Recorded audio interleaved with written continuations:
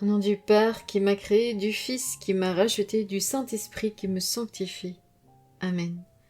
Viens, Esprit Saint, viens par la puissante intercession du cœur immaculé de Marie, ton épouse bien-aimée. Viens, Esprit Saint, viens par la puissante intercession du cœur immaculé de Marie, ton épouse bien-aimée. Viens, Esprit Saint, viens par la puissante intercession du cœur immaculé de Marie, ton épouse bien-aimée.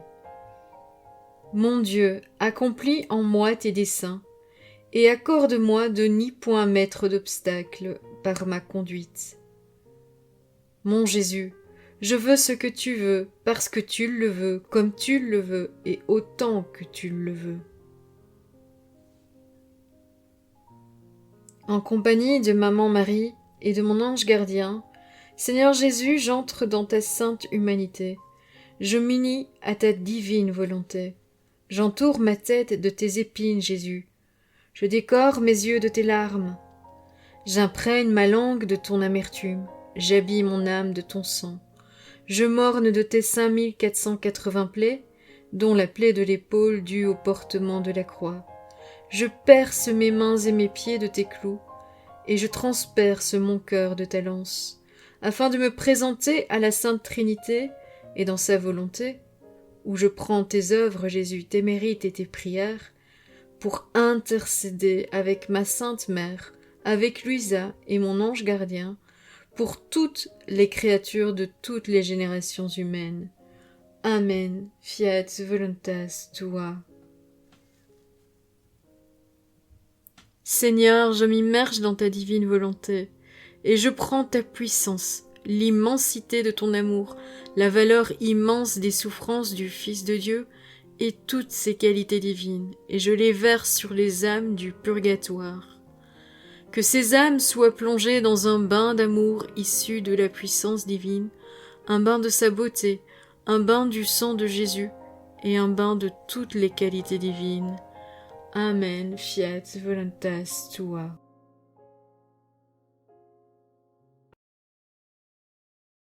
Dix-septième jour du mois de novembre, la souffrance. Soulageons les âmes du purgatoire, dit saint Jean Chrysostome, par tout ce qui nous peine, car Dieu a soin d'appliquer aux morts les mérites des vivants. Isaïe prophétisait le sens des souffrances du Christ. Objet de mépris, abandonné des hommes, homme de douleur, familier de la souffrance, ce sont nos souffrances qu'il portait et nos douleurs dont il était accablé. Il a été transpercé à cause de nos crimes, écrasé à cause de nos fautes. Le châtiment qui nous rend la paix est sur lui, et dans ses blessures nous trouvons la guérison. Il y a comme un transfert qui s'accomplit. Jésus, qui aurait pu échapper à la souffrance et à cette mort en croix, en voulant aimer les hommes jusqu'au bout, a récolté l'incompréhension, le rejet et le mépris. En donnant la lumière, les ténèbres lui tombaient dessus. Comme un innocent qui paye pour les coupables, il fallait qu'il meure pour que nous vivions. Il subissait une compensation. Pour la vie et l'amour qu'il semait, il récoltait la mort et la haine. C'est comme si les hommes se déchargeaient sur lui des misères qu'ils auraient dû porter, des fautes qu'ils auraient dû payer jusqu'au bout. Mais lui, au contraire, pour tout le mal qu'il reçoit, il nous ouvre les portes du ciel. Jésus nous dit qu'en voulant le suivre, nous aurons à souffrir dans le monde. Voir l'Évangile selon saint Jean, chapitre 16, verset 33. Nous souffrons avec lui de manière à être glorifiés avec lui. Voir la lettre aux Romains, chapitre 8, verset 17. Quand nous voulons vivre selon sa voie, dans la vérité, le disciple doit porter chaque jour sa croix. Voir l'Évangile selon saint Luc, chapitre 9, verset 23. Croix de la maladie, des incompréhensions, des afflictions, des peines inévitables en ce monde. Et de plus, notre homme extérieur se disloque. Voilà la deuxième lettre aux Corinthiens, chapitre 4, verset 16. Et il nous faut être patients dans la souffrance. Voilà la deuxième lettre de Timothée, chapitre 4, verset 5. Notre vie sur terre est un combat de tous les jours. Au milieu de toutes nos souffrances, quand nous gardons le regard tourné vers Dieu, nous permettons à la lumière de continuer de passer et d'éclairer ceux auxquels nous sommes liés. Nous sommes comme le grain de blé enfoui dans la terre qui donne la vie au fur et à mesure qu'il pourrit. Et cela rejaillit sur bon nombre d'âmes ouvertes à la vérité, à la vie, âmes de la terre ou du purgatoire. Cela réjouit le ciel qui nous voit avancer vers lui comme un bateau à travers les tempêtes s'approche du port. De plus, quand nous offrons à Dieu nos efforts et nos mérites en faveur des âmes du purgatoire, pour tenir bon au milieu de nos épreuves, cela rejaillit sur elles et les libère des peines dues à leur manque de patience, à leur révolte, à leur repli égoïste sur elles-mêmes lors de leur vie terrestre.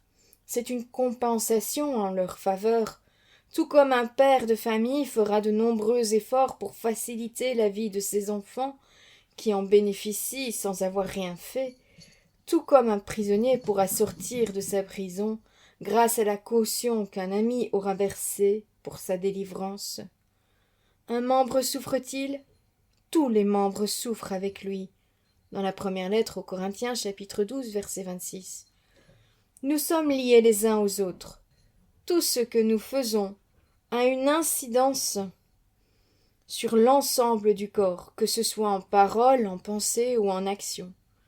Dans la foi en Dieu, nous savons que nous enfantons un monde nouveau avec sa grâce, parce que nos souffrances aident nos frères dans le besoin. La création gémit en travail d'enfantement, aspirant à la manifestation des enfants de lumière. Voilà la lettre aux Romains, chapitre 8, les versets 19 à 22. Exhortation. La moindre de nos souffrances pour rendre notre petit monde plus heureux rejaillit sur tout notre entourage, profite aux âmes du purgatoire quand nous en offrons le mérite à Dieu. Nous sommes en communion avec le Christ qui, avec son propre sang, nous acquiert la rédemption. Voir la lettre aux Hébreux, chapitre 9, les versets 12 à 14. Nos peines mêlées à son sang profitent en grâce aux âmes du purgatoire chaque fois que nous en avons l'intention et le désir. Sachons estimer que les souffrances du temps présent ne sont pas à comparer avec la gloire qui doit se révéler en nous. Voilà la lettre aux Romains, chapitre 8, verset 18. Ceux qui sèment dans les larmes moissonneront en chantant. Voilà le livre des psaumes, le psaume 125, les versets 5 et 6. Exemple. Le père Jean Eusèbe Nirenberg, de 1590 à 1668, avait une grande dévotion pour les défunts. Il priait et se mortifiait beaucoup pour leur soulagement. Il y avait à la cour de Madrid, parmi ses dirigés, une noble dame d'une haute perfection. Cette dame tomba dangereusement malade d'une fièvre maligne à laquelle les médecins ne trouvaient aucun remède. Avertie du péril de mort où elle se trouvait, elle en fut accablée de chagrin. Le père Eusèbe fit tout son possible pour lui donner du courage et de la soumission à la volonté de Dieu. Mais elle, toute troublée, différait de jour en jour la réception des sacrements, jusqu'à ce qu'elle tombât en léthargie, privée de toute connaissance et prête à expirer. Le prêtre, alarmé, se retira dans une chambre voisine et dit sa messe avec une grande ferveur, priant le Seigneur de rendre sa connaissance à la malade, afin qu'elle puisse recevoir les sacrements dans les meilleures dispositions, avant de disparaître devant lui. Il s'offrit à souffrir lui-même durant cette vie les tourments qui étaient réservés à la mourante au purgatoire. Dieu exauça une prière si charitable, la messe était à peine achevée que la dame revint à elle, et si changée de disposition qu'elle demanda les sacrements et les reçut avec ferveur. Quand le père Eusèbe lui eut assuré qu'elle ne devait plus craindre la mort, ni les purifications du purgatoire, elle s'abandonna à Dieu, expira dans la plus parfaite tranquillité. À partir de cet instant, et pendant les 16 ans que vécut ce religieux, Sa vie ne fut plus qu'un long martyre. Aucun remède ne pouvait soulager ses douleurs. Ses prières continuelles n'étaient pas moins profitables aux âmes du purgatoire. Il y avait un chapelet auquel il tenait beaucoup, et il eut le chagrin de le perdre. Le soir il se mit à genoux et pria avec ferveur, lorsqu'il entendit tout à coup un bruit singulier au plafond de sa chambre.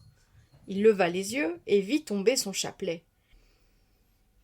Il ne douta pas que ce fussent les âmes qu'il soulageait, qui le lui avaient rendu. Avec quelle ferveur continua-t-il de dire à leurs intentions. Prière.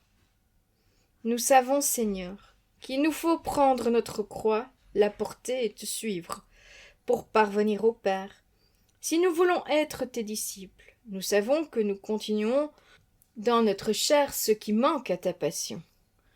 Pour qu'elle soit complète avec nous, qui sommes membres de ton corps, et que nous ne pouvons pas être indifférents aux souffrances de nos frères.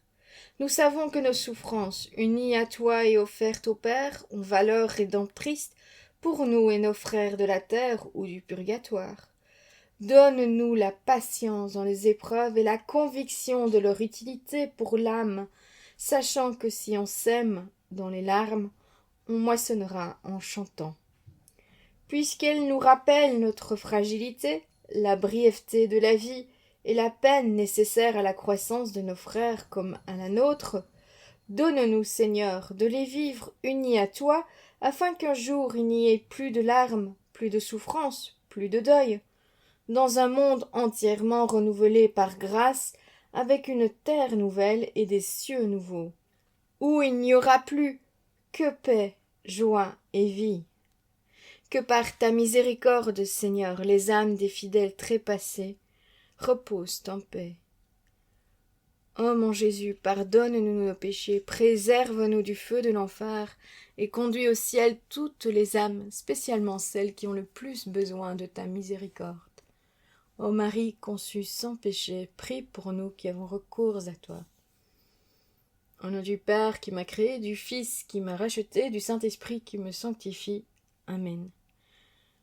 Vous trouverez dans la description la vidéo pour la litanie des défunts et le Notre Père des âmes du purgatoire pour ceux qui désirent le méditer aujourd'hui. À bientôt. Je remercie ceux qui likent la vidéo, ceux qui laissent un commentaire, je me ferai un plaisir de vous répondre dès que je peux, et ceux qui partagent cette vidéo. Je pense que cela réjouit très fortement le ciel quand vous le faites. Je remercie tous ceux qui font des dons. Ceux-ci me sont fort utiles. À bientôt pour une prochaine vidéo et soyez tous bénis!